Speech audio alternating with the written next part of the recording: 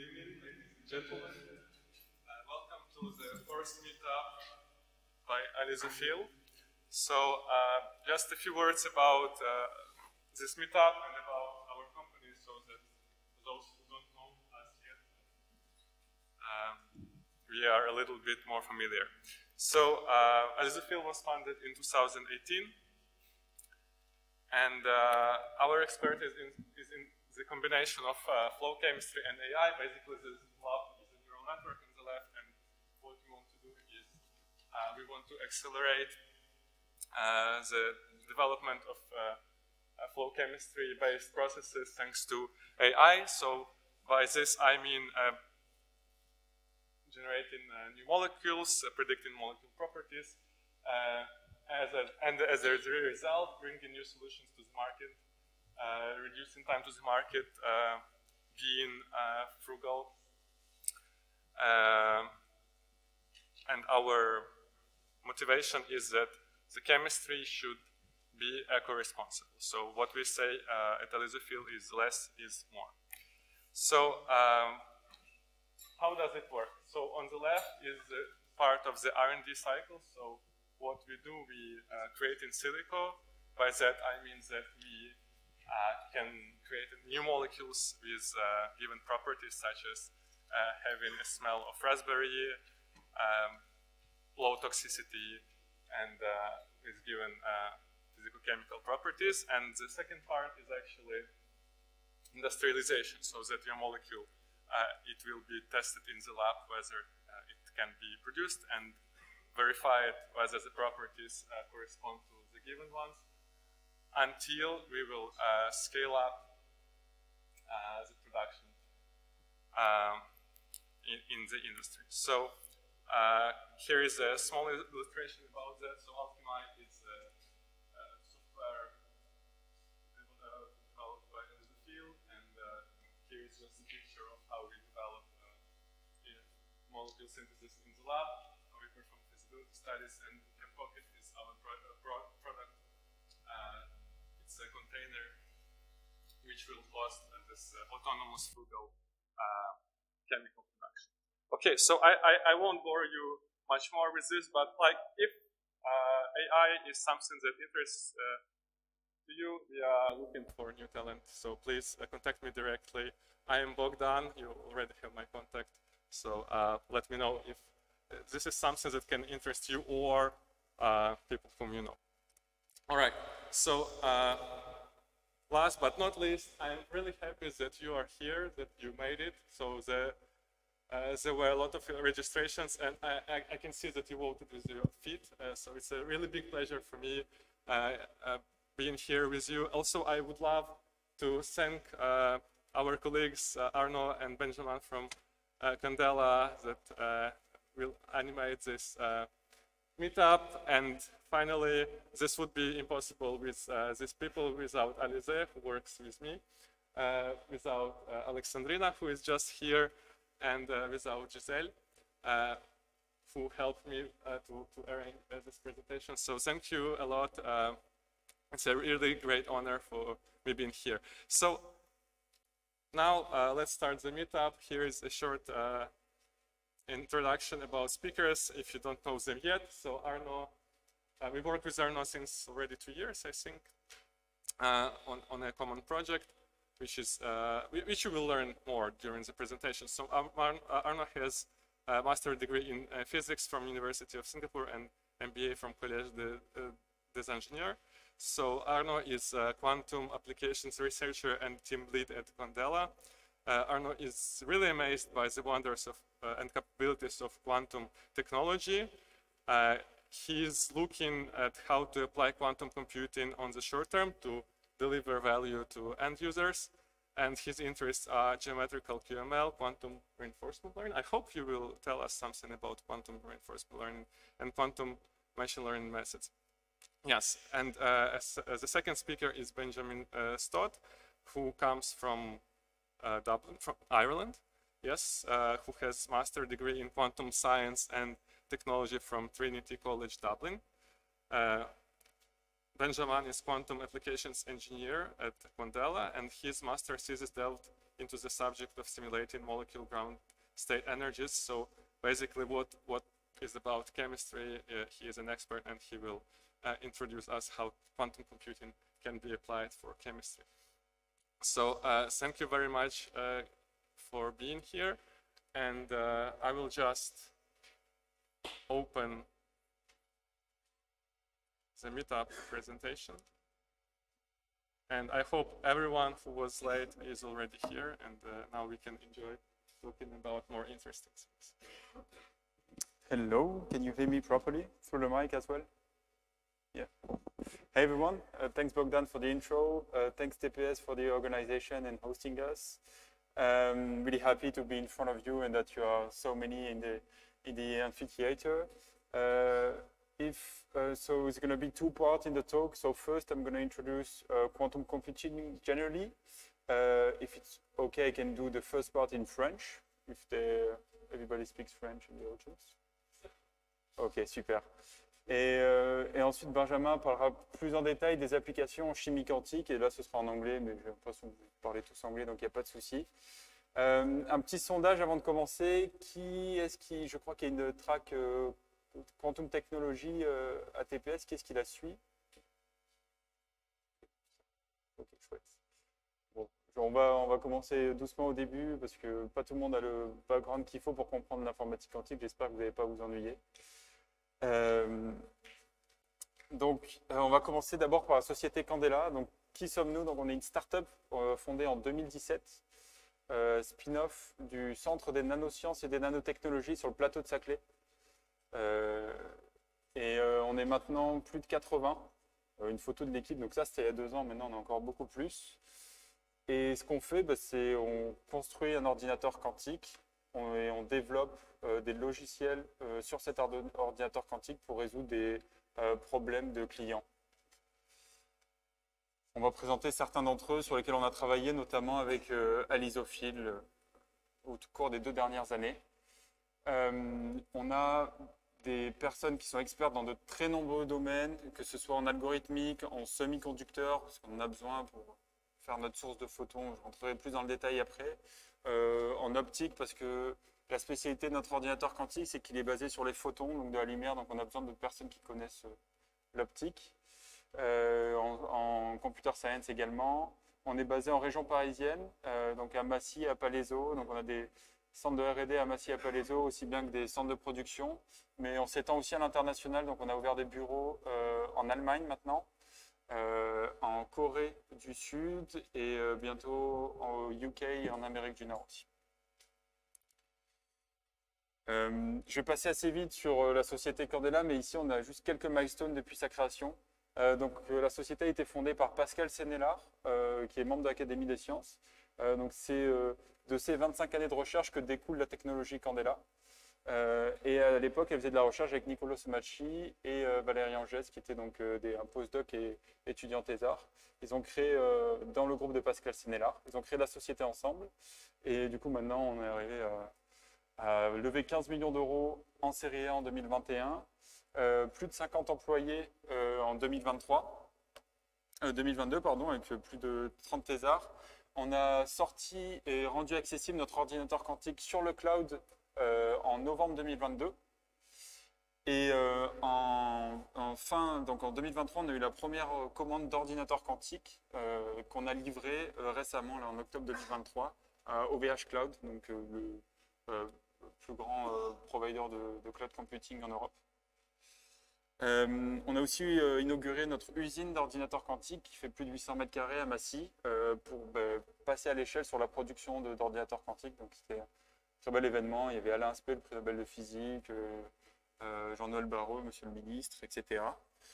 Et on a récemment terminé une levée de fonds de 50 millions d'euros en 2023. Et pour ces raisons, on recrute également, que ce soit des stages ou des postes permanents. Donc, si vous êtes intéressé, je vous donnerai mes coordonnées à la fin. N'hésitez pas à rentrer en contact avec moi.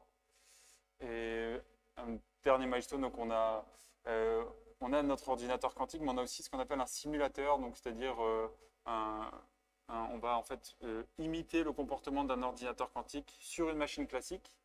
Et ça, on est capable de le faire sur les plus gros GPU et d'arriver jusqu'à 25 qubits. Donc un qubit, pareil, je vais l'introduire, mais c'est on va dire l'unité fondamentale de calcul d'un ordinateur quantique. C'est l'équivalent du bit classique.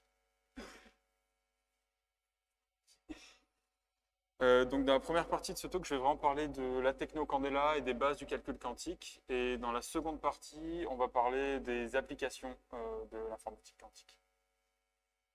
Et plus spécifiquement photonique, donc c'est ce qu'on fait chez Candela.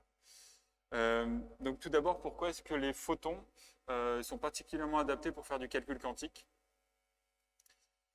Alors, vous le savez sûrement, du coup, les photons, en fait, qu'est-ce que c'est qu'un photon? C'est un quantum de lumière, donc c'est vraiment la particule fondamentale qui compose la lumière. Et, et en fait, et on s'en est aperçu au début du XXe siècle, les photons, ils exhibent une dualité onde-particule, donc ils se comportent aussi bien comme une onde que comme une particule, et ces effets qui vont être utilisés aussi pour faire du calcul quantique. On peut mettre un photon dans une superposition d'états. Donc ça, c'est assez facile, et je vais vous le montrer après. On prend un photon, on l'envoie sur ce qu'on appelle une lame semi-réfléchissante, et il va ou bien être réfléchi ou bien être transmis, et du coup, on va avoir une probabilité d'être dans un état ou dans l'autre. C'est comme ça qu'on fait de la superposition d'états avec des photons. On peut avoir un phénomène d'interférence avec des photons, c'est-à-dire avoir des interférences destructives ou constructives. À nouveau, il y a une petite animation qui va vous le montrer. Et peut-être le plus important, on peut faire de l'intrication quantique avec les photons. Alors l'intrication, c'est une notion assez complexe et abstraite, mais ce que ça dit globalement, c'est que si vous prenez un état intriqué, par exemple, on va dire que c'est un livre qui est constitué de 100 pages, et toutes les pages sont intriquées les unes entre les autres. Si vous allez regarder séparément chacune de ces pages, vous n'allez pas capable de déchiffrer ce qu'il y a sur ce livre. Alors que si vous le faites avec un livre classique, chacun peut lire la page de son côté, reconstituer les informations, et là, on va avoir toutes les informations concernant le livre. En physique quantique, avec l'intrication, ça, c'est pas possible. Et c'est vraiment une notion clé qui va être utilisée de partout, que ce soit en communication quantique, en informatique quantique, et elle est très compliquée à comprendre, donc vous inquiétez pas si, avec ma explication très courte, vous ne l'avez pas compris, il va falloir y revenir plusieurs fois. Donc je vous parlais de superposition. Ici, une petite animation qui montre comment on fait de la superposition. Donc voilà, on envoie un photon sur un miroir semi-réfléchissant. Donc on a 50% de chance d'être transmis ou 50% de chance d'être réfléchi. Et derrière, on va mettre 2 détecteurs.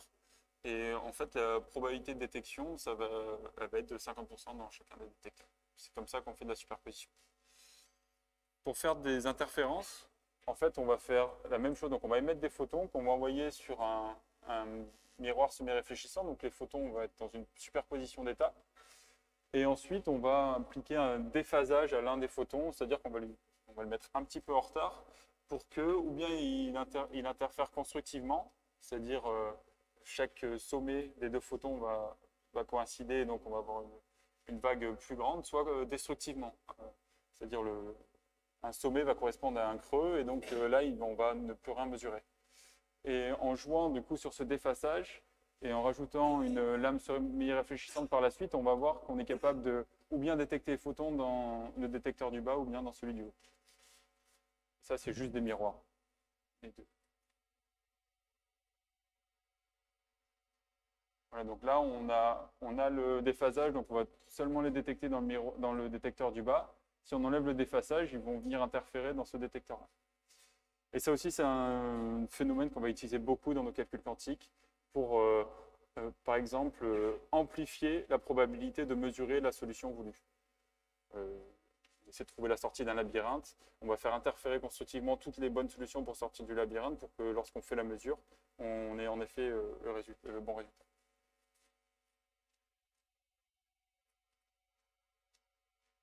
Un rappel sur la dualité onde-particule. J'imagine que beaucoup d'entre vous ont fait classe préparatoire ici, donc vous savez ce que c'est, mais c'est une expérience très chouette où si on prend une source, donc ça peut être de la lumière classique, là ça va être une source d'objets quantiques qu'on envoie sur 2 fentes, donc des fentes Young, et on va regarder ce qui se passe en aval sur l'écran qu'il y a derrière. On sait que si on envoie une onde, par exemple une onde d'acoustique ou une onde d'eau, on va observer un phénomène d'interférence, donc des franges plus ou moins éclairées sur l'écran. Et on s'est aperçu que si on envoie des objets quantiques qu'on croyait corpusculaires, à l'origine on s'attendait à juste avoir un spectre à peu près continu, et équitablement réparti. Et en fait, on se rend compte qu'on a la même distribution qu'avec une vague.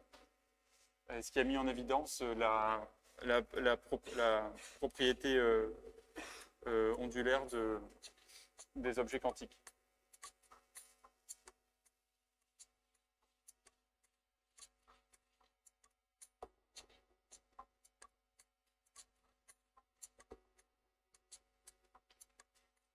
Il est représenté par une onde, mais dès lors qu'il est mesuré, c'est juste un point. L'objet quantique ne se trouve plus qu'à un seul endroit. Et on voit que si on répète donc cette expérience, on va retrouver le spectre d'interférence. Si vous avez des questions, n'hésitez pas à m'interrompre, à lever la main. On essaie de faire en sorte que c'est un échange le plus que possible. Donc, posez vos questions au fil de l'eau plutôt que d'attendre la fin pour venir sur une slide qui a eu lieu 1 heure avant. Donc, n'hésitez surtout pas à m'interrompre s'il y a des interrogations. Ouais. Ça, je crois qu'il faut qu'il te donne le micro.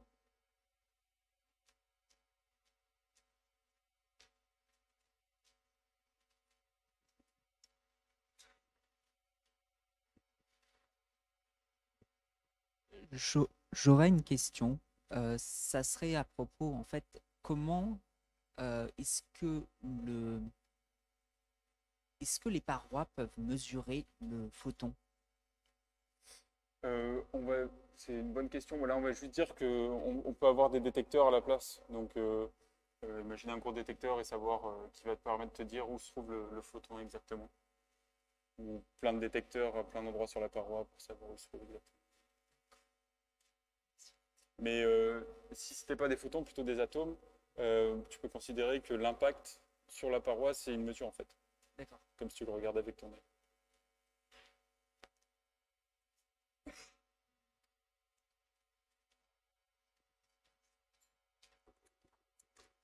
Je continue.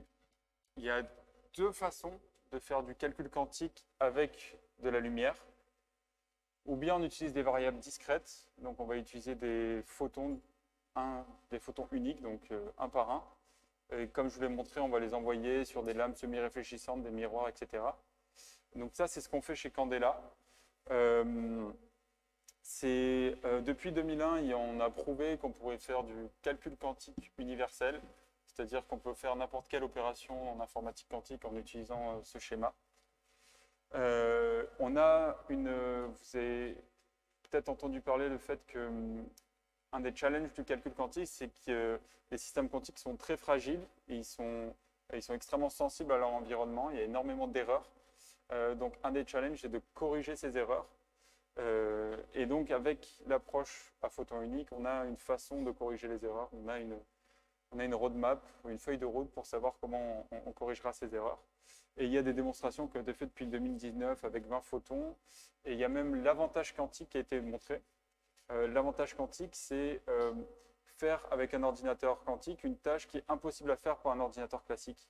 Pour être très concret, donc, ce que les chercheurs y revendiquaient, c'était qu'avec l'ordinateur quantique, on pouvait faire une tâche en 2 jours de mémoire. L'ordinateur classique aurait mis 10 000 ans. Donc c'est ce genre de gap auquel on s'attend en informatique quantique. Ça a déjà été prouvé pour une tâche pas très utile, mais ça a été prouvé néanmoins avec des photons uniques. Donc c'est aussi pour ça que c'est une approche très intéressante. Il y a une autre façon de faire du calcul quantique avec de la lumière. Ça, c'est pas celle qu'on fait, donc je ne vais pas m'attarder dessus, mais c'est avec des variables continues. C'est ce que peut faire Xanadu aux États-Unis, au Canada, pardon.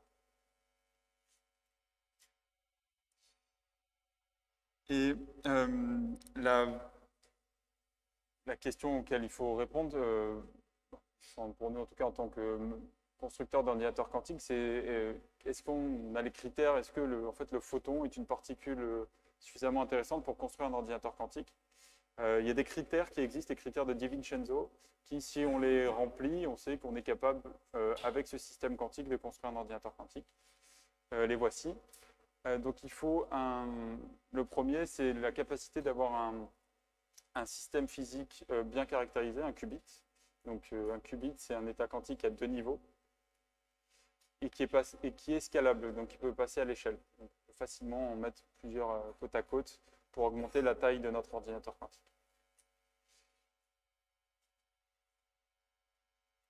Donc, je vais faire l'animation après. Le deuxième critère très important, c'est la capacité d'initialiser nos qubits. En fait, si on fait un calcul, il faut qu'on sache de quoi on parte si on veut savoir ce qu'on a calculé. Donc ça aussi, c'est important. Le troisième critère, il concerne la décohérence. Donc là, c'est une notion très importante. Le temps de cohérence, c'est le temps durant lequel le système quantique se comporte comme il est attendu, qu'il garde ses états quantiques, qu'il n'est pas détruit par l'environnement, qu'il n'est pas perturbé par l'environnement. Et c'est très important d'avoir un temps de décohérence suffisamment long pour qu'on ait le temps de faire des opérations sur notre système quantique. C'est un critère qui va être très important pour nous. Il faut qu'on ait un ensemble universel de portes quantiques. À partir de 4-5 opérations, on est capable de reproduire n'importe quel algorithme quantique. Donc on va s'assurer qu'on est capable de faire ces opérations. C'est l'équivalent des OR, XOR, NOT classiques. Le cinquième critère, c'est qu'on doit être capable de mesurer l'état de nos qubits pour savoir quel est le résultat de notre mesure. Avec les photons, on remplit tous ces critères. Et alors, il y a plusieurs façons d'encoder un qubit avec un photon, je vais en parler juste après.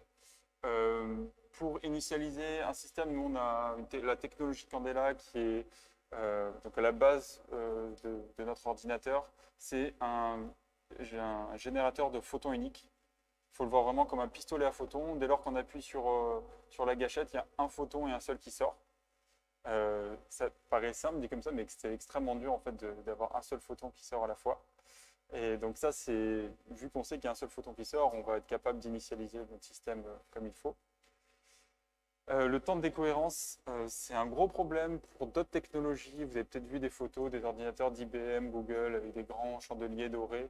Ils ont besoin de refroidir leur système à quelques millikelvin, même 15 millikelvin. Donc c'est plus froid que n'importe quelle haute température qu'on peut voir dans l'univers. Donc c'est hyper challengeant. Nous, avec les photons, on n'a pas besoin de faire ça. Les photons, en fait, ils n'ont pas de masse, pas de charge.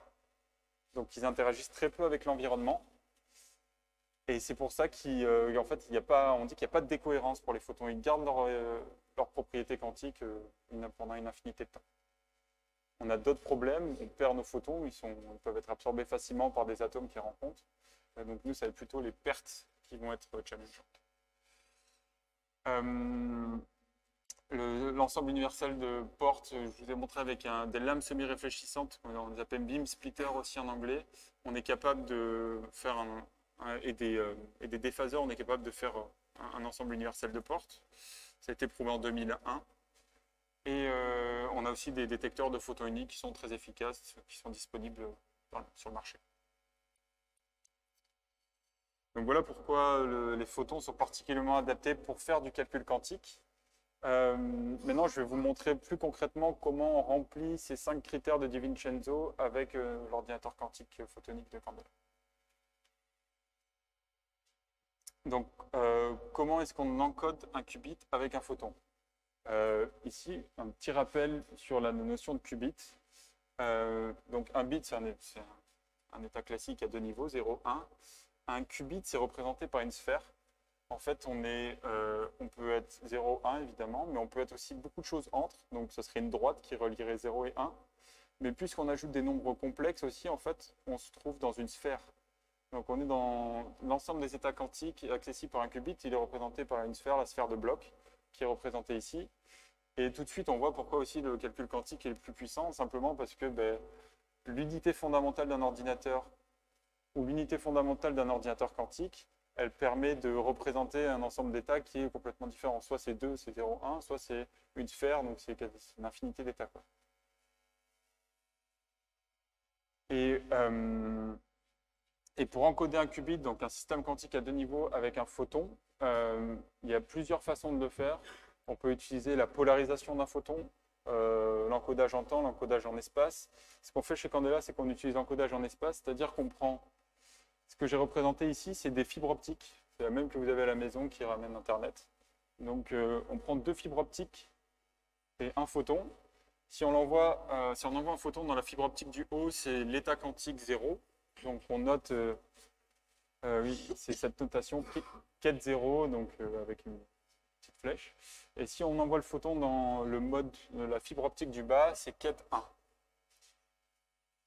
Et à partir de ça, après on va représenter, donc ça c'est ce que je vous montrais précédemment, donc une lame semi-réfléchissante. Donc si on envoie un photon sur une lame semi-réfléchissante, après il a une probabilité de se trouver dans chacun des deux modes à la fois. Et ça, c'est une porte quantique fondamentale qui s'appelle la porte Hadamard. C'est comme ça qu'on va faire des opérations quantiques avec les photons. Ça va? C'est assez important ça, donc si vous avez des questions. Ouais. Attends, il faut que tu attendes le micro. La propriété de sphère, elle est utilisée pour faire les calculs ou on utilise surtout l'état 0 ou 1? En fait, ce que j'explique pas trop, c'est que avec un beam splitter comme ça, on peut se mettre dans une superposition de 0 et 1, mais on peut se mettre un peu n'importe où sur la sphère également. En fait, en jouant avec la réflexivité de la lame semi-réfléchissante, je peux choisir si c'est 50-50 ou si c'est 30-70, ou si celui-ci, le photon du chemin du haut, je veux qu'il soit un peu plus en retard. Je vais pouvoir me balader sur cette sphère et donc explorer l'ensemble des états quantiques. Ça répond à la question.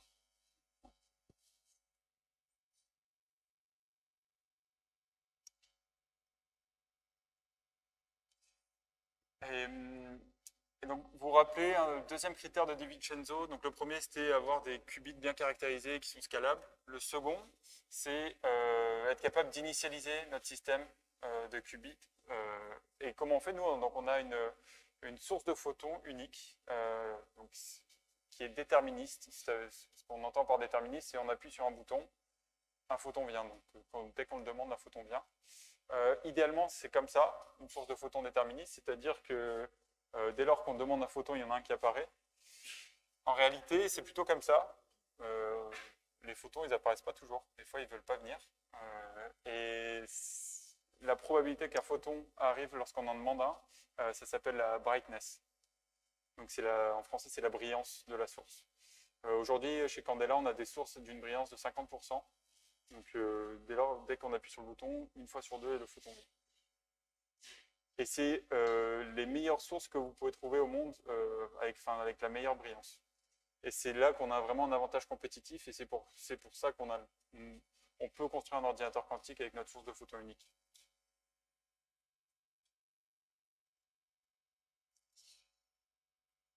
Une petite digression sur les sources de photons uniques.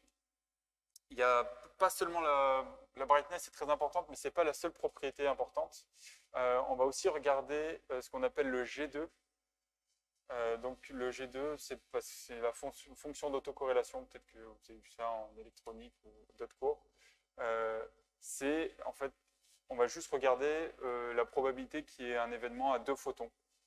Parce que je vous l'ai dit, c'est une source de photons unique et on ne veut pas trop qu'il y ait deux photons au même moment. Ça va initialiser notre système dans le mauvais état et donc pas faire les bons calculs. Donc ce qu'on fait, c'est pour savoir s'il y a un ou deux photons, on envoie ce qu'on pense être le photon ou les photons sur une lame semi-réfléchissante. Et ben, s'il y en a deux, elle va les séparer, on va avoir deux clics dans les deux détecteurs. S'il n'y en a qu'un, on n'aura qu'un seul clic dans un ou l'autre détecteur. Donc c'est comme ça qu'on mesure le G2 et on veut que le G2 soit le plus proche de 0 possible. Et aujourd'hui, on a des G2 en dessous de 1%, donc c'est très satisfaisant. Une autre propriété des photons qui est essentielle pour faire du calcul quantique, c'est la discernabilité. C'est-à-dire qu'on ne doit pas être capable de savoir, je lui donne un photon, puis j'en donne un autre, vous les prenez, vous les mélangez dans un sac, vous les ressortez, vous ne devez pas être capable de savoir lequel est lequel. On ne doit pas savoir les discerner. Et ça, pour mesurer la discernabilité, en fait, il suffit d'envoyer les deux photons sur, à nouveau, une lame semi-réfléchissante, partout. Et en fait, il y a un effet qui se passe, s'ils sont indiscernables, ils vont, en anglais on dit buncher, en français ce serait plutôt s'amasser dans une des sorties. Donc ils vont ou bien sortir les deux dans la sortie du haut, ou bien dans la sortie du bas. Et donc, si on a un seul clic en envoyant deux photons dans un des deux détecteurs, ça veut dire qu'ils sont effectivement amassés, donc ils sont indiscernables. Donc, on fait tous ces tests avec notre source de photons pour la caractériser, pour être sûr de pouvoir faire du calcul quantique avec par la suite.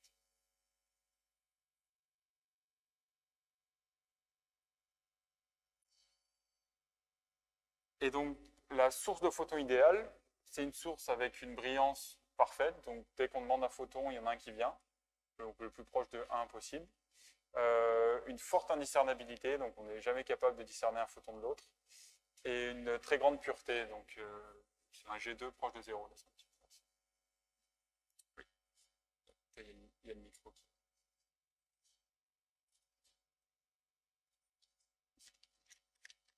Qu'est-ce qui justifie justement qu'on ait 15-50% sur la brillance?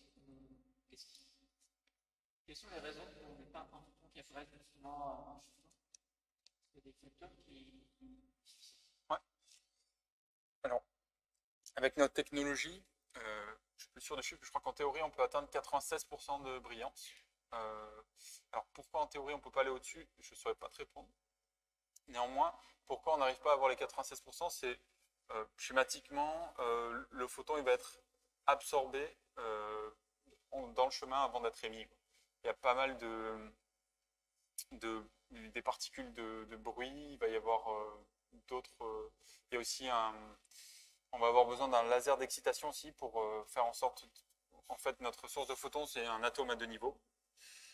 Avec un laser d'excitation, on va faire en sorte que notre atome artificiel il soit dans l'état excité. En se désexcitant, il va émettre un seul photon. Et il va aussi falloir filtrer le laser d'excitation en sortie. On veut que les photons, on ne veut pas un laser classique. Donc là, on va aussi perdre un petit peu de photons. Et sinon, des fois, en fait, le photon va se perdre en chemin, être absorbé par des atomes, etc.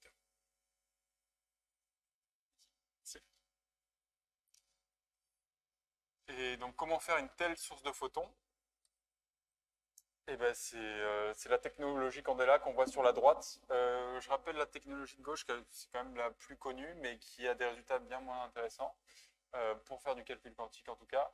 C'est les sources de photons qu'on appelle SPDC, pour Spontaneous Parametric Down Converted Photons. Donc, c'est des photons qui sont émis par conversion de fréquence. Schématiquement, ce qui se passe, c'est qu'on envoie un laser sur un cristal qui a des caractéristiques, enfin, qui est non linéaire. Et en fait, en sortie, ce qu'on va voir, c'est des paires de photons qui vont sortir, donc uniques. Un photon et les deux sont intriqués ensemble. Mais en fait, le problème, c'est que cette émission, elle est probabiliste. On ne sait pas quand est-ce qu'elle a lieu. Donc, ce qu'on va faire, c'est qu'on va mesurer un des deux photons pour savoir que l'autre existe et utiliser l'autre pour faire du calcul quantique. Cette approche, elle est limitée parce qu'on ne peut pas avoir de brillance extrêmement élevée. On est limité à une brillance de 1%. Et si on veut une plus haute brillance, on pourrait juste envoyer un laser beaucoup plus puissant avec une plus grande fréquence. Mais en fait, on aurait beaucoup trop d'événements à deux photons. Il n'y aurait pas seulement des photons uniques qui sortiraient, il y aurait aussi des doubles photons qui sortiraient, et ça, on n'en veut pas. Donc, on est limité à des brillances à 1%. Avec la technologie Candela, ce n'est pas le cas. Donc, comme je vous le disais, on utilise un atome artificiel. On appelle l'atome artificiel parce qu'il se comporte comme un atome à deux niveaux, mais en réalité, c'est construit de plein de sous-atomes. On le représente comme ça, schématiquement.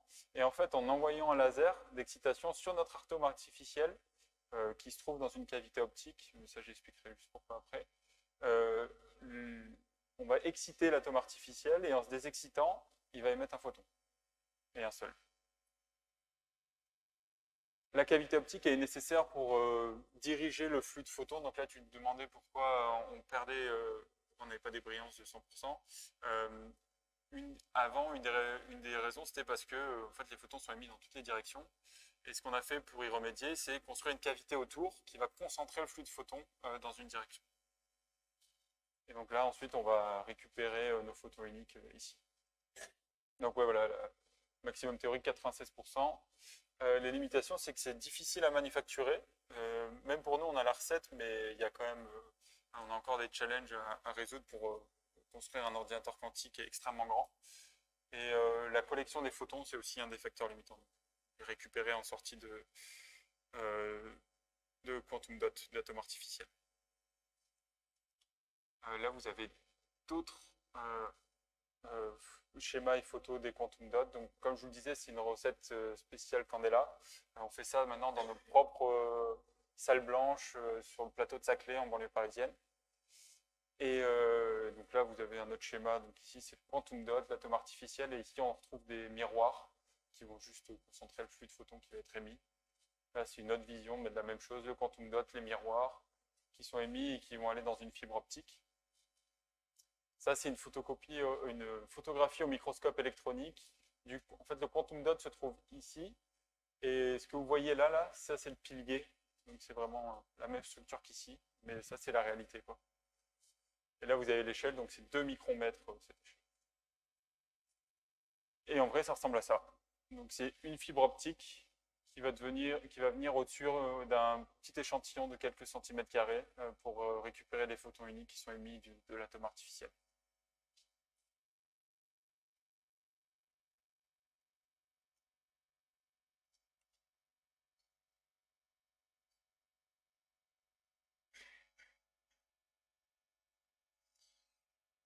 Je vous parlais des longs temps de décohérence qui sont nécessaires pour les photons. Donc, en fait, l'objectif, c'est d'avoir des sources de photons avec 100% de brightness, 100% d'indiscernabilité et 100% de pureté. Tout ce qui est en dessous, c'est du bruit. Et le bruit, il vient de beaucoup d'endroits. Ça peut être des pertes dans les fibres, donc juste le photon est absorbé par la fibre.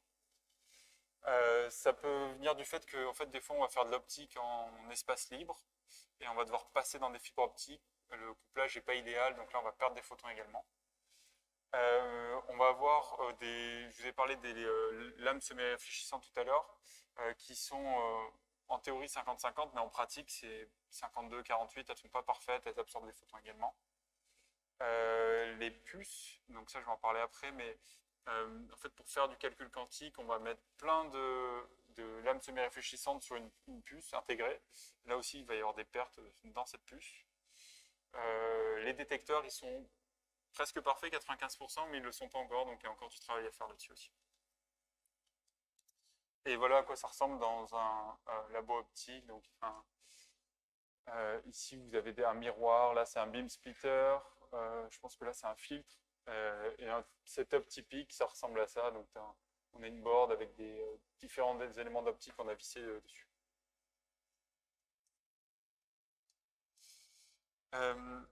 Maintenant, il faut l'autre critère de DiVincenzo à remplir, c'est la capacité de manipuler ces photons, de pouvoir faire un ensemble de portes universelles. Nous, ce qu'on va faire, c'est simplement utiliser des beam splitters et des phase shifters. Donc lames semi-réfléchissantes et des phasers, ça va être suffisant pour faire n'importe quelle opération d'optique linéaire et pour faire les portes de base qui sont suffisantes pour avoir un ordinateur quantique universel. S'il y en a qui sont un peu plus matheux dans la salle, ça c'est la transformation unitaire d'un beam splitter. Donc si on envoie des photons, donc là vous mettez le nombre de photons que vous envoyez, et là vous aurez la sortie en fonction de la matrice unitaire. Donc c'est une matrice de rotation sur SU2. Quoi. Et là, vous pouvez jouer avec les paramètres comme vous voulez. Un déphaseur, c'est encore plus simple. C'est juste qu'on multiplie par l'exponentielle IFI dans un des deux modes. Bon, là, il est sur le mode 0, donc le déphasage se passe en coefficient 0,0 de la matrice.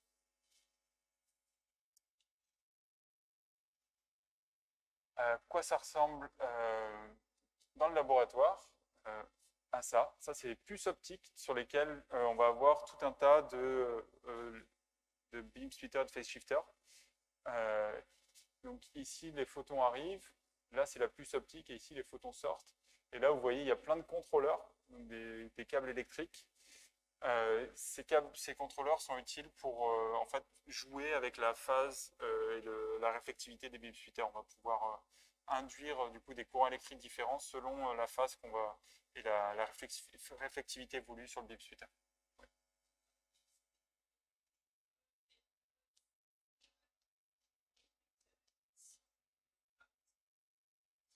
D'un beam splitter? J'ai pas bien compris la question. Quel type de matrice est-ce exactement? C'est ça. Une matrice de 2 avec. D'accord. Alors il y a. Je peux un peu préciser si tu veux. Elle est unitaire. C'est-à-dire que si tu prends sa transposée conjuguée et que tu la multiplies à elle-même, doit être égale à l'identité dans les deux sens. Et là, tu as donc là, on a des différents paramètres sur lesquels on peut jouer. R, c'est la réflectivité, T, c'est la transmittivité. Merci. Là.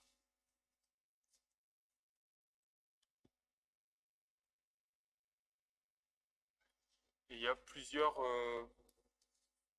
fabricants de puces optiques. Donc là, le CEA, Leti en France le fait, Ligentech en Allemagne, TechUX aux Pays-Bas, IFOS en Italie et beaucoup d'autres. Et je vous disais, on va mettre plein de beam splitters sur une puce optique. Concrètement, ça ressemble à ça. Peut-être au premier abord, ça paraît compliqué, mais en fait, c'est juste la répétition du même schéma encore et encore.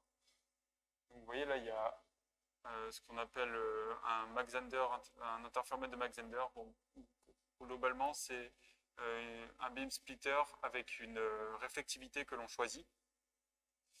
Et ça, en fait, on va le répéter sur un maillage carré.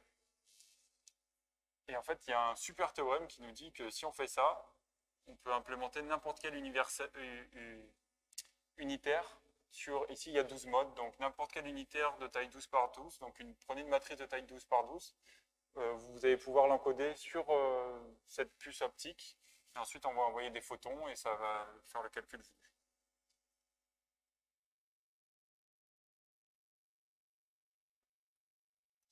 Et petit commentaire sur les lignes de code qui est écrit ici. Donc, vous pouvez jouer avec des composantes d'optique linéaire avec notre bibliothèque Perceval. Donc, c'est open source. Juste faites pip install Perceval-Candela. Et vous voyez après, la syntaxe est assez simple. On rajoute un beam splitter, un phase shifter, un beam splitter, un phase shifter. Et après, on peut envoyer des photons et puis regarder quelle va être la probabilité de distribution en sortie de ces photons. Selon comment on les envoie en entrée, et on fait du calcul quantique en fait grâce à cette librairie qui est disponible en open source.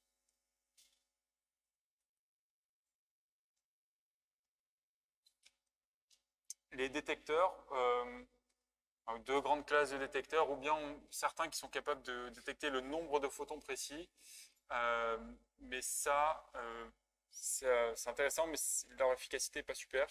Nous, ce qu'on utilise, c'est plutôt des SNSPD, c'est pour Superconducting Nanowire Single Photon Detectors.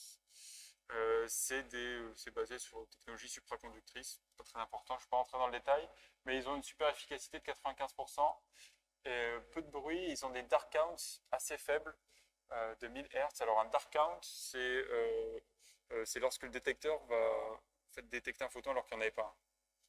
Il va juste détecter du noir. Et 1000 Hz, c'est faible, sachant que nous, la fréquence d'émission de notre source de photons unique, c'est gigahertz, donc 10 puissance 8. Donc, si vous faites le ratio, c'est faible, donc il n'y a pas trop de problème. Donc là, je vous ai donné un peu tous les ingrédients pour maintenant vous présenter le schéma de notre ordinateur quantique, puis ensuite je vais vous parler benchmarking, c'est-à-dire quelle performance il a notre ordinateur quantique en comparaison de celui d'IBM par exemple, celui de Google ou celui d'autres concurrents. Donc, voici le schéma de notre ordinateur quantique. J'espère que vous reconnaissez la source de photons unique en haut à gauche. C'est représenté par un pilier. Comme elle est indiquée, il faut qu'elle soit refroidie à 5 Kelvin. c'est froid, mais c'est pas trop froid. Enfin, c'est les mêmes compresseurs que vous trouvez dans les salles d'IRM, par exemple. Ça, c'est une technologie qui est maîtrisée. On n'est pas sur du millikelvin comme on peut trouver chez IBM ou Google. Ensuite, les photons sortent, ils sont filtrés. Donc là, c'est l'étape que je vous expliquais. On veut séparer le laser d'excitation des photons uniques. Et l'étape d'après, c'est le démultiplexage. Donc ça, c'est une multiprise photonique en fait. En fait, on arrive avec un seul flux de photons, avec des photons qui arrivent à la queue leu. Et l'objectif, en fait, c'est de les séparer pour qu'ils arrivent de manière synchronisée sur la puce. Parce que sur la puce, on n'a pas un seul flux de photons, on en a 6 différents. Et donc, on a besoin d'une multiprise.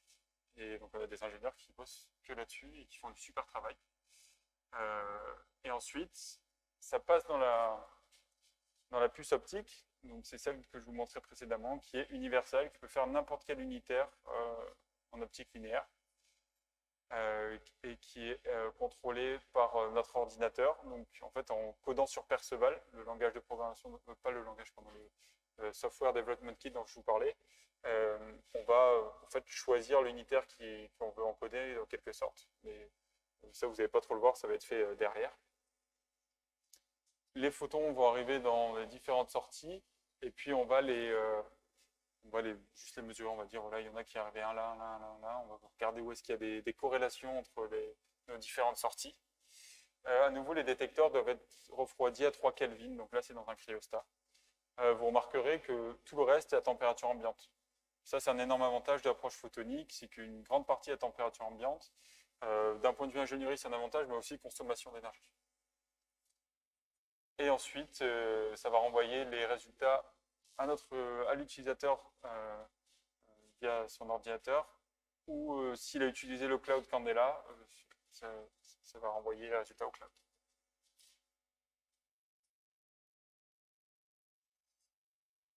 On s'est benchmarké avec les meilleurs de la classe. Donc ça, c'est tous des chiffres qu'on est allé se connecter sur les ordinateurs d'IonQ, IBM, Rigetti, et on a fait ces différents benchmarking.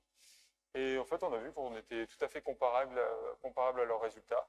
Donc, ce que vous voyez là, c'est les fidélités pour les portes 1 qubit, 2 qubits, 3 qubits. Donc, la fidélité, c'est à quel point est-ce qu'on fait l'opération voulue. Donc, on va, par exemple, faire une Hadamard dont je vous parlais tout à l'heure. J'attends telle sortie, je vais regarder la sortie que j'ai en réalité et je vais juste comparer les deux. Et ça va me donner ma mesure de fidélité. On voit que pour les portes 1 qubit, on a 99,6%, donc Rigetti pas très bon là-dessus, IBM est OK, on est comparable avec IonQ. À 2 qubits, on passe à 93%, puis à 86% à 3 qubits. Donc IonQ, ils sont connus pour avoir, donc eux, ils utilisent des machines à base d'ion, ils sont connus pour avoir les machines avec la meilleure fidélité, mais ils ont des machines très lentes. Donc là, c'est la fréquence à laquelle ils opèrent leur porte à 2 qubits. Donc c'est de l'ordre de 10 puissance 3, là où nous, on est plutôt à du 10 puissance 5. Pardon. Et on est un petit peu plus lent que Rigetti IBM. Mais si on combine les deux critères, ce qui est assez intéressant, on voit qu'en fait, on est mieux que IonQ et IBM, qui sont les meilleurs sur le marché. Et ici, quelques stats sur la disponibilité de notre ordinateur quantique l'année dernière. Donc 90% du temps, plus de 5000 heures, avec énormément de jobs qui ont été tournés par des utilisateurs. Je vais peut-être être à court de temps, je vais sauter cette partie qui est intéressante mais pas fondamentale.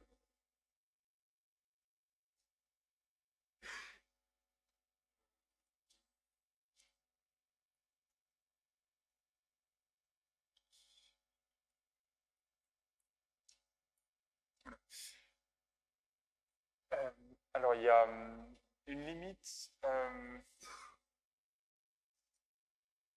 Ouais, je vais vous la faire assez rapidement, c'est facile à comprendre. Promis. Donc ça, ce que vous voyez, c'est un interféromètre avec 4 modes. Ce qu'on va faire, c'est, ça c'est un qubit 2, ça c'est le qubit 1, et on va faire une opération sur ces 2 qubits. Donc on va les envoyer, donc ça c'est des beam splitters, donc c'est des lames semi-réfléchissantes, et on va envoyer nos photons qui vont en fait traverser notre interféromètre. Donc là, la notation logique, c'est qubit 0, 0. Et on voit que nous, ça correspond, en fait, l'état 0, 0, il correspond à envoyer un photon dans le mode 0, 0 photon ensuite, un photon dans le mode 2, 0 photon ensuite. Les photons, ils vont se propager. Donc là, ils vont être dans une superposition d'états. Et on voit que ça, c'est l'ensemble des possibilités en sortie. En fait, on se rend compte qu'il y a des cas, on va mesurer ça. Donc, un photon dans le mode 0 et un photon dans le mode 2. Donc, ça, c'est l'état logique 0, 0, il n'y a pas de souci. Des fois, ça va être ça. Donc, l'état logique 1, 0. Et des fois, ça va être ça. On va avoir un photon dans le mode 0 et un photon dans le mode 1. Mais ça, on ne sait pas l'interpréter en termes de qubits. Et en fait, ce qu'on va faire, c'est qu'on va juste le jeter et on va attendre qu'il y ait un bon résultat qui sorte. Ça s'appelle la post-sélection. C'est évidemment pas idéal, mais c'est notre manière d'opérer avec ce genre de bruit. Et en fait, ce que vous voyez ici, c'est la limitation de cette approche de calcul. On peut se retrouver à détecter deux photons dans le même mode. Mode égale fibre optique, hein, c'est exactement la même chose. Mais on ne sait pas l'interpréter. Et en fait, ça veut dire qu'il y a certaines opérations qui vont être probabilistes dans notre approche. Donc si on veut faire une porte à 2 qubits qui s'appelle une porte CNOT, elle va avoir une probabilité de succès de 1/9. Donc elle va réussir qu'une fois sur 9. Donc on voit que si on en met beaucoup à la suite, si je mets 5 CNOT à la suite, la probabilité de succès de mon circuit, ça va être 1/9 puissance 5. Donc ça va dégringoler exponentiellement, ça va très vite devenir 0. Donc ça, c'est extrêmement limitant. Il y a d'autres façons de faire du calcul quantique avec des photons uniques sans utiliser cet encodage-là. Ça s'appelle par exemple de l'échantillonnage de bosons pour boson sampling. C'est comme ça qu'on a montré la suprématie quantique. Et là, l'idée, c'est pas de... Là, l'idée est un peu subtile. C'est pas exactement de... On va pas forcer les photons à être des qubits. On va les laisser évoluer naturellement et interférer entre eux. Si bien qu'on va prendre en compte n'importe quel état logique qu'on a en sortie. Vous vous souvenez précédemment, si on avait deux photons dans le même mode, on allait le jeter. Donc, ce qui correspondait par exemple à cet état dans l'état de Fock. Donc ça, on ne prenait pas en compte. Donc on avait seulement 8 états qu'on prenait en compte, alors que dans cette approche-là, on va prendre en compte tous les états. Et pour 3 photons dans 3 modes optiques, ça va être une possibilité de 11 états contre 8 si on se mettait à jeter ceux qui ne nous plaisaient pas. Donc on voit qu'on agrandit l'espace des possibilités, donc ça c'est intéressant pour faire du calcul.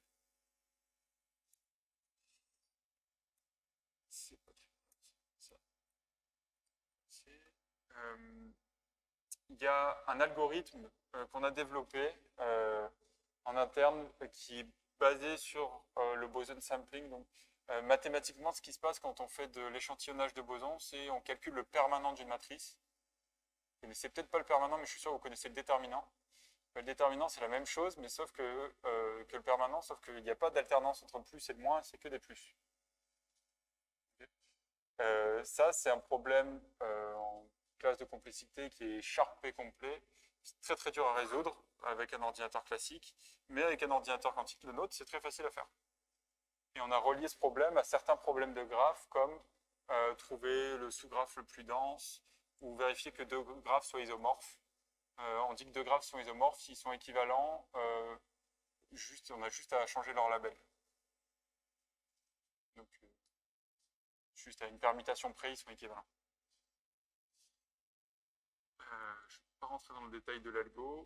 Une autre façon de faire du calcul quantique, c'est d'utiliser, avec cette approche plutôt native photonique, c'est de faire du calcul variationnel. Et ça, je vais vous en parler encore un peu plus après. Mais l'idée, c'est que, vous avez vu, il y a plein de paramètres sur notre puce optique.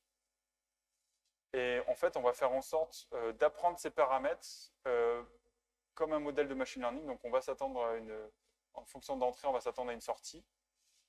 Et on va faire apprendre les paramètres, avec un optimizer classique, on va apprendre le bon jeu de paramètres tel que ça nous donne la sortie voulue.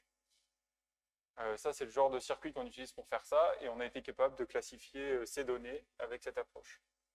Donc ça, c'est un point, c'est les données qu'on voudrait classifier, et les aires que vous voyez autour, c'est notre modèle qui a séparé ces données de cette façon. Ces surfaces de décision. Ben va en parler plus en détail. Il y a aussi, on utilise aussi des algorithmes variationnels en chimie quantique pour calculer notamment des minimums d'énergie de molécules. Et ça, c'est exactement le genre d'application que Richard Feynman, notre prix Nobel de physique, avait en tête. C'est-à-dire que pour lui, la nature n'est pas classique. Et si vous voulez simuler de la nature qui est quantique, il faut plutôt utiliser un ordinateur quantique. C'est exactement ce qu'on fait lorsqu'on essaie de calculer du coup, le minimum d'énergie d'une molécule. Pour résumer, donc, il y a ces 3 approches pour faire du calcul quantique avec des photons aujourd'hui. Il y en a d'autres pour l'avenir, mais je vais pas entrer, on ne va pas en parler aujourd'hui, on n'a pas le temps. Donc il y a ce qu'on appelle le Dual Rail Encoded Qubit, donc c'est celle dont je vous ai parlé auparavant, où on encode des photons comme des qubits, et on va jeter les états qui ne correspondent pas à des qubits, donc avec le schéma KLM. Donc c'est universel en théorie, mais c'est pas scalable à cause des portes probabilistes à plusieurs qubits. Mais c'est utile parce qu'on peut juste traduire des algorithmes à base de portes avec notre approche photonique grâce à ce schéma-là. Pardon, je tourne le dos depuis tout à l'heure, c'est très mal poli. Il y a aussi le boson sampling qui est plus natif photonique et qui est un prospect, donc ça a été utilisé pour des preuves d'avantage quantique, donc c'est extrêmement intéressant. On a su le relier à quelques problèmes, mais c'est un challenge que de trouver les problèmes pour lesquels il est utile. Il y en a très peu et c'est difficile de les trouver. Donc comment relier le calcul de permanent à des problèmes utiles, ça c'est pas simple. Et c'est pas universel, on ne peut pas faire n'importe quelle opération de calcul quantique avec ça. La 3e approche variationnelle, c'est bien parce qu'on utilise toute la taille de notre espace de calcul, de notre espace de Fock, ici en l'occurrence. Pas nécessaire de retenir ça. C'est natif photonique, il y a des applications utiles maintenant, comme le calcul de minimum d'énergie, la classification de data, etc. C'est incertain si on a des preuves que c'est difficile à reproduire ces schémas de calcul, mais il n'y a pas encore de preuve d'avantage quantique en utilisant cette approche. Les takeaways pour cette partie de talk. Donc les photons sont super pour faire du calcul quantique, notamment parce on peut les opérer à température ambiante. Il n'y a pas de décohérence, mais on a quand même des pertes, qui est challengeant. On est capable de remplir les 5 critères de Di Vincenzo en utilisant des photons uniques. À savoir, on a notre source de photons uniques pour initialiser notre système. On a donc notre puce avec des lames séparatrices d'ondes et ce schéma universel pour faire du calcul quantique, pour manipuler nos qubits. Et ensuite, on a nos détecteurs de photons uniques pour savoir quel est le résultat de notre calcul. C'est tout pour la partie introduction sur la technologie quantique. Maintenant, on va plus parler des applications. Et je vais commencer par de la classification de polymères. Donc, c'est un projet sur lequel on a travaillé avec Alisophile. Je vous ai parlé de l'approche variationnelle. Je vous l'ai introduit très rapidement. Mais en gros, ça marche comme ça. Donc, c'est faut imaginer, ça marche un peu comme un réseau de neurones, sauf qu'on remplace le réseau de neurones par notre machine quantique. Nous, la machine quantique, elle est ici. Tout ce qui est en dehors, c'est du processing classique. C'est-à-dire qu'on va prendre des données. Donc, dans notre cas, ça va être des propriétés de notre polymère. Donc, ça va dépendre de l'encodage, mais ça peut être le spectre d'émission de notre polymère, ça peut être sa description en chaîne de caractères, etc. Ça, on va les encoder sur notre machine quantique. La partie encodage, elle est complexe. Hein. Je le dis juste une phrase comme ça, mais il y a beaucoup de travail derrière pour trouver des encodages efficaces. Et ensuite, on va du coup mesurer des photons en sortie qu'on va traduire en une fonction de coût. Cette fonction, elle va dépendre du problème qu'on veut résoudre. Typiquement, si je veux faire de la classification, comme dans mon cas ici, je vais regarder une fonction de coût qui est juste la mean squared variance, c'est juste l'écart à ce qui est attendu au carré, et on somme sur tous les échantillons. Et en fait, on va définir des fonctions de coût différentes selon les différents problèmes qu'on veut adresser. Et en fait, cette fonction de coût, ensuite, on va la minimiser. Ça, c'est sur un ordinateur classique. Et ça va nous donner de nouveaux paramètres, θ', qu'on va à nouveau mettre sur notre ordinateur quantique. Et on va répéter l'opération, calculer une nouvelle fonction de coût, minimiser à nouveau cette fonction de coût, avoir un nouveau jeu de paramètres, etc., etc., jusqu'à qu'on arrive à une convergence, qu'on trouve le minimum de notre fonction.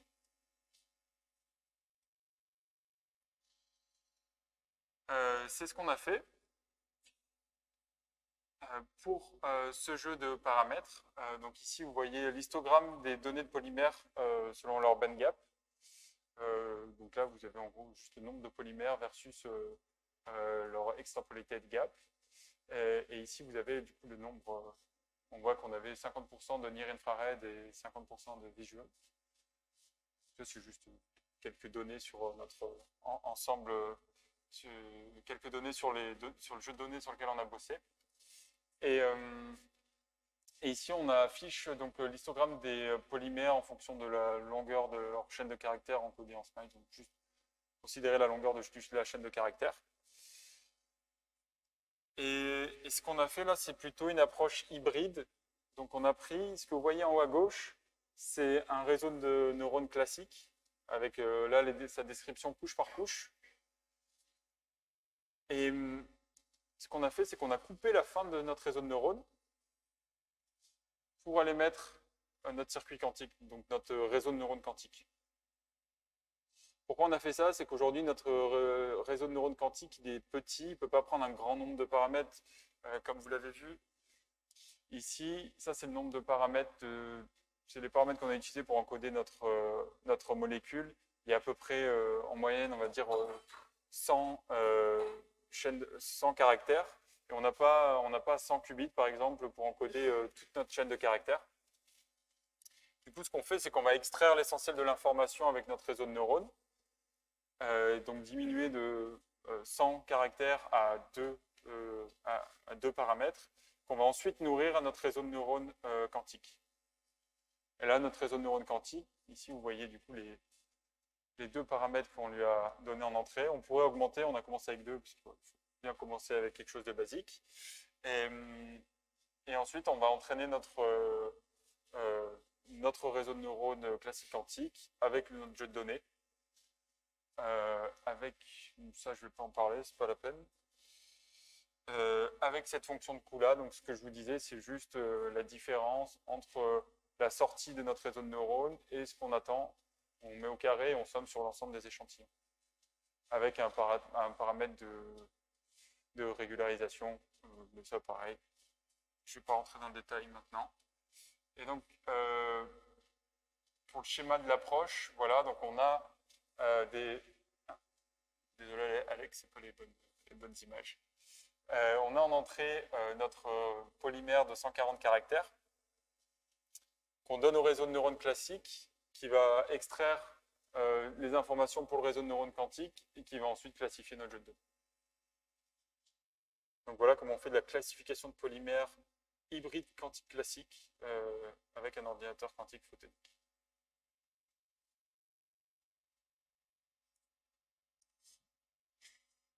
Et maintenant, on va passer à la partie Variational Quantum Eigensolver, donc plus chimie quantique, et c'est Ben qui va prendre le relais. Oui, bien sûr. Quel est le véritable intérêt de gagner, enfin de faire la couche la plus petite de votre réseau de neurones avec la puce quantique? En quoi ça a un apport de la mettre ou ne pas la mettre? Où est l'apport? Aujourd'hui, il n'y a aucun apport. Aujourd'hui, c'est une preuve de concept, c'est pour montrer que ça fonctionne. D'accord. L'idée, néanmoins, c'est que si on veut représenter l'ensemble des... Enfin, L'ensemble des polymères, c'est un ensemble extrêmement complexe. Enfin, l'ensemble des états possibles des polymères, il est gigantesque. Et avec des ordinateurs classiques, on est limité. Il y a des réseaux de neurones qui font ça très bien, mais qui sont néanmoins limités par le nombre de polymères qu'ils peuvent représenter. Et l'idée, c'est qu'à terme, un ordinateur quantique suffisamment grand pourrait représenter un espace beaucoup plus grand et donc avoir des meilleures performances sur des polymères extrêmement complexes. Aujourd'hui, c'est juste une première pierre qu'on pose pour dire, voilà, on est capable de le faire avec un polymère extrêmement simple qu'on est aussi capable de faire avec un ordinateur classique, évidemment. Et dans la perspective de pouvoir le faire sur un ordinateur quantique plus grand par la suite et avoir un avantage. Parce que j'ai du mal à voir en quoi la force du quantique, c'est de manipuler plus d'informations sur un seul qubit que ce qu'on peut faire en classique. Et j'ai du mal à voir en quoi là, vous avez cet effet de condenser l'information. C'est le 2 puissance n. Ouais, non, là en effet, il apparaît pas trop. Il y a d'autres exemples où il est plus évident. Mais tout de même, ce qu'on peut se dire, c'est que, à nous là, c'est pas le cas, mais en mettant deux réseaux de neurones, un classique et un quantique comme ça, avec le réseau de neurones quantique, on pourrait avoir accès à on pourrait détecter des corrélations dans les données qui sont beaucoup plus fines et qu'on n'est pas capable d'accéder avec des réseaux de neurones classiques. À nouveau, là, avec 2 qubits, ça ne va pas être le cas, mais à partir de 100 qubits, c'est des choses qui sont tout à fait... D'accord. Et à l'heure actuelle, là, vous avez un gain ou, enfin, je comprends bien que c'est juste une preuve de concept, mais il y a un gain ou vous êtes plus lent? Aujourd'hui, on est même plus lent. Ouais, en fait, tout ce qu'on est capable de faire avec notre ordinateur quantique, vous êtes aussi capable de le faire avec l'ordinateur classique. En fait, mais après, ça va très vite. Dès qu'on rajoute un photon, on va multiplier par 2 la puissance de calcul. C'est là où vous gagnerez au Et on estime qu'autour d'une trentaine, aujourd'hui on a 6 photons, on a bientôt 10 voire 12. On estime qu'autour d'une trentaine de photons, les ordinateurs classiques ne pourront plus nous suivre. Merci.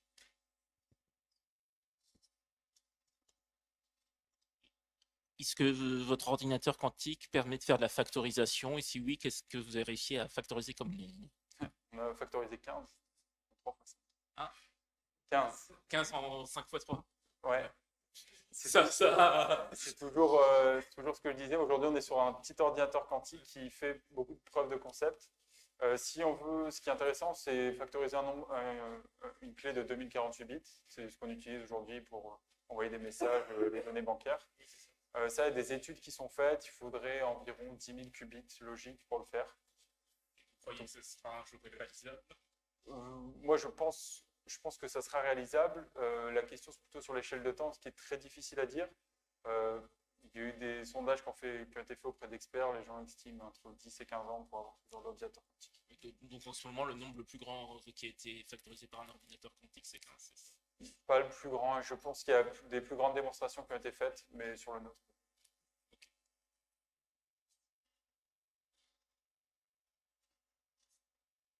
Merci.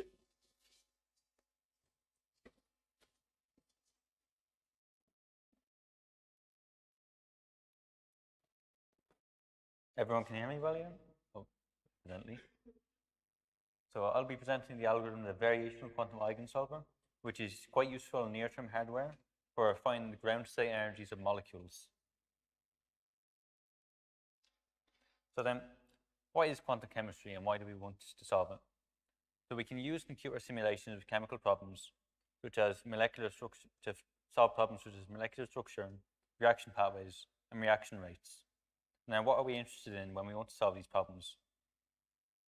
To us, all that matters is that the molecules have electrons, and we model them with this Hamiltonian, and we can find our wave function. And just allow us to model them accurately, find stuff like reactants, intermediates, products. Now, why would we want to model them instead of just doing everything in the lab? So if we do everything in the lab, then A, it's quite costly, and B, we might have to run thousands of experiments and never actually find what we want to find. Therefore, it's a great benefit to be able to simulate them. Now, if this is so, what's the difficulty with it? It has an exponential scaling in problem size. So, for example, there are 10 to 12 different possibilities to distribute 21 electrons in 43 spin orbitals. That's a moderately sized system, but not one we're interested in. So solving fermionic problems is one of the most challenging problems in high performance computing, and the exact electron wave function is calculated like such, with the following scaling. As we can see, we don't want this. So what progress has classical chemistry made in this regard? There are many approximations derived to break this exponential scaling. So the Hartree-Fock approximation, for instance, assumes that electrons in a molecule don't correlate with each other. So it has a very good scaling, but a very poor accuracy. It can tackle large systems, but only give you a real ballpark estimate of what energy you're going to get. It will give you a rough idea of the potential energy surface, but not anything really useful. A good starting point, maybe. Then we move to more sophisticated methods, like MP2 and MP3, which introduce some excitations. So the electrons can see more of each other, they're more correlated. But again, this comes with a bigger scaling. And the gold standard is coupled cluster theory, which has the most scaling for the least costs, but it's still not enough to tackle large systems. We will still hit a wall.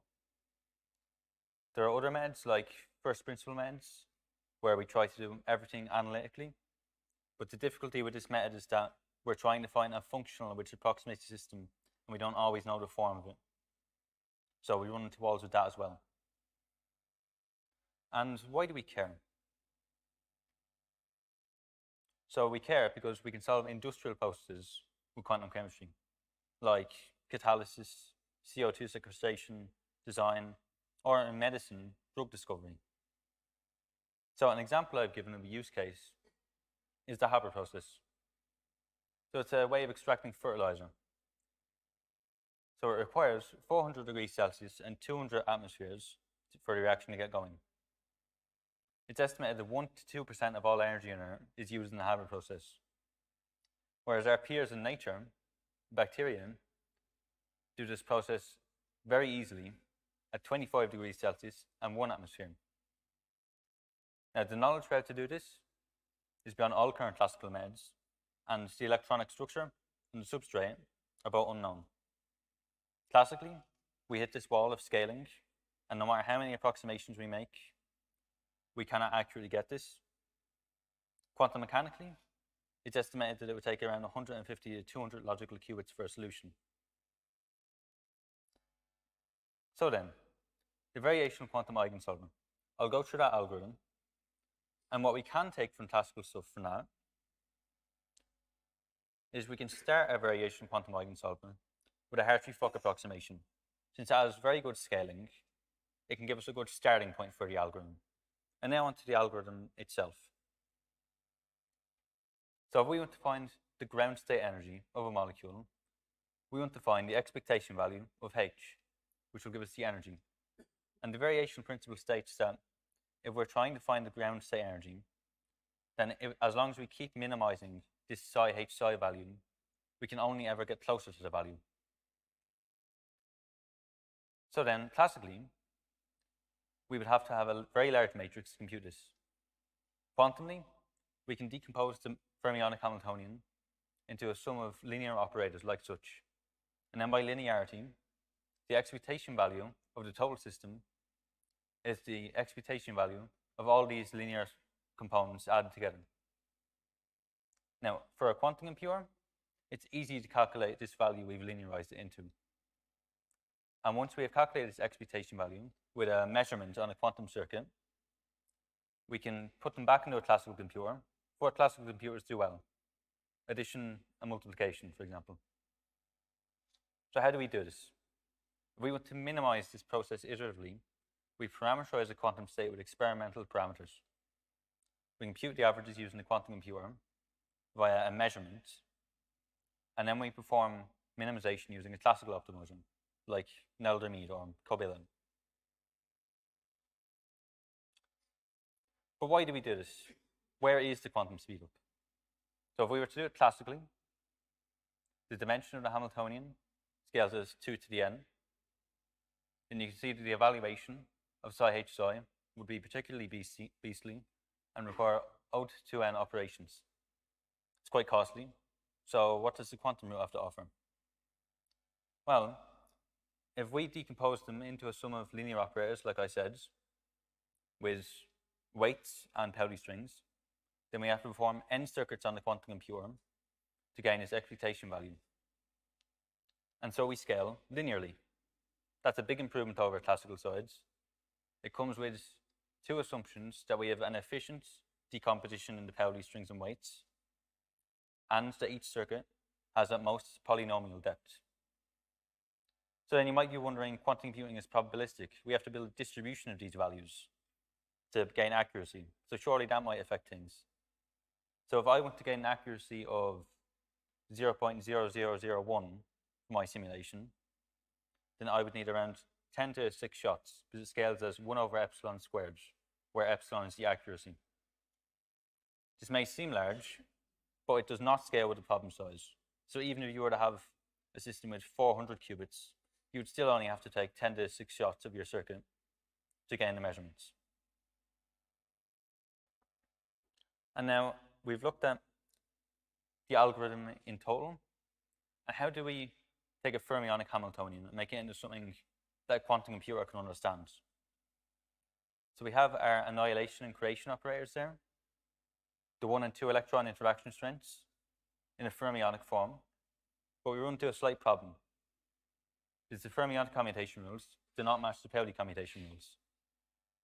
So to do this, we have to implement mappings such as Jordan-Wigner or Draghi-Kitev. The idea is we want something of this form, where we have Pauli strings that describe our molecule. So this describes H2. Each qubit is an orbital, say.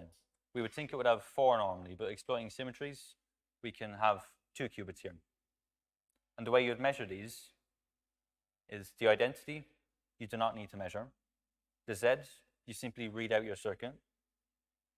And the X, you simply append a Hadamard onto each qubit. And in so doing, you can have n circuits for n linear operators to recombine your expectation value. And now, what does it mean to iteratively minimize the circuit in order to gain good expectation values? You can think of it like a classical neural network. We have inputs, and we want to train it to learn the output in a good manner. Quantumly, we have a variational circuit. So we would have parameterized rotation gates. We would have these black dots connected, which are C-knots. They entangle the qubits together that represent the molecule. And this entanglement could be thought of as the electron correlation. So we are not losing out any information from our system, and we have a good enough expressivity in a circuit, or high enough solution space to explore to find the ground state.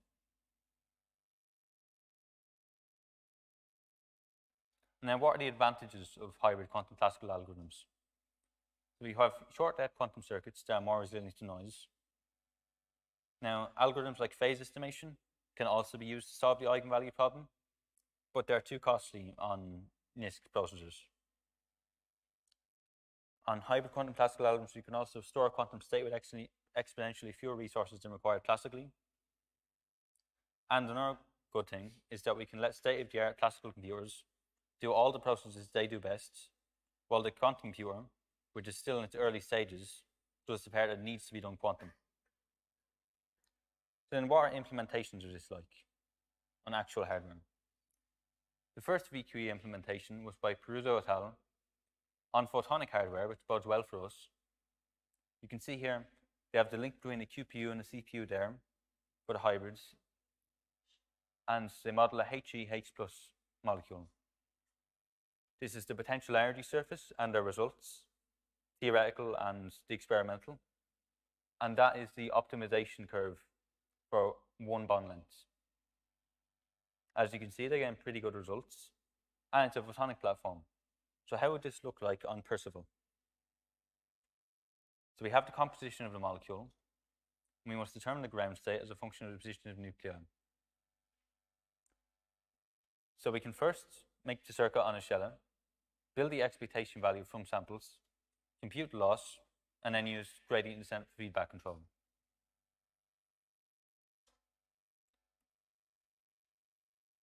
So in Percival, we would model this with beam splitters and phase shifters on meshes. So we have a variable block, and at each step of the minimization, the angles in it will change so as to minimize psi h psi. We have a C0, which makes sure the qubits see each other, and therefore the correlation is captured. And then we have another variable block again, which allows us to get closer to the ground state. Finally, we have the basis rotation, which accounts for each one of these measurements we have to do. Now, in fact, you only have to do 2 measurements for this molecule at each time, because Zi, Iz, and Zz commute with each other in a qubit-wise manner. So you can simply group them up. And then we have XX. And II, we do not measure. We simply add as a flat value. And this will look slightly different on a Shella.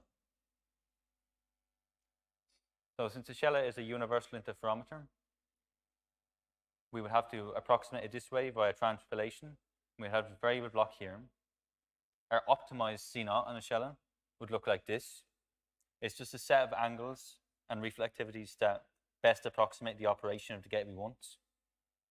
A variable block again, and then our base rotation until the end of the computer.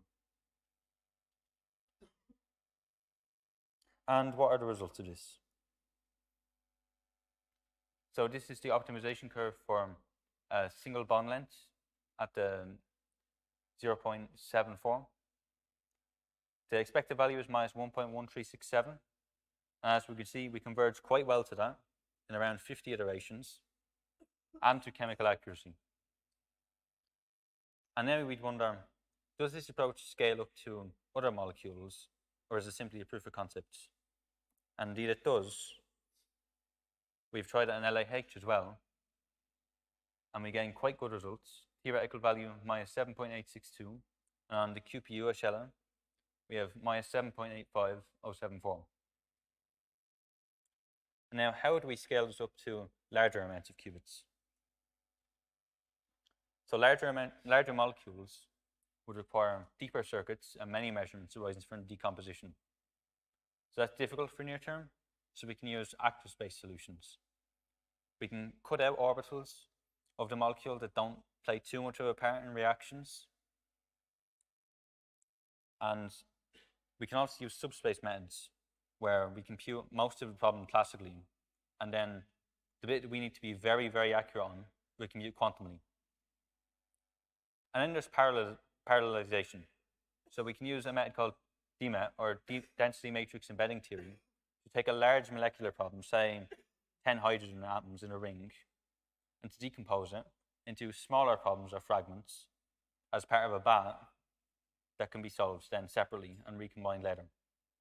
So we could decompose that into 5 2-hydrogen atom problems and recombine the results afterwards.